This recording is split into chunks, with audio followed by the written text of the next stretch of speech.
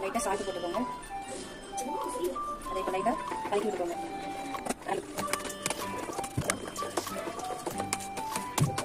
லைட்டாக மஞ்சள் தூள், மல்லித்தூள். இப்போ இதை நல்லா மிக்ஸ் பண்ணி எடுத்துக்கணும்.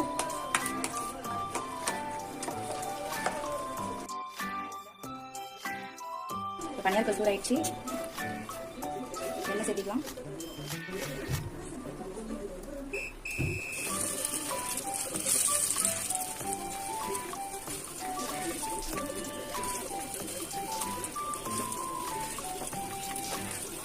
இப்போ வெந்து வந்துடுச்சு. இப்போ இதை நம்ம திருப்பி விடலாம். அவ்வளோதான். இப்போ முட்டை பனியார் ரெடி ஆயிடுச்சு. பார்த்தீங்கன்னா உங்களுக்கே தெரியும் எவ்வளோ கிறிஸ்பியாக வந்திருக்குன்னு.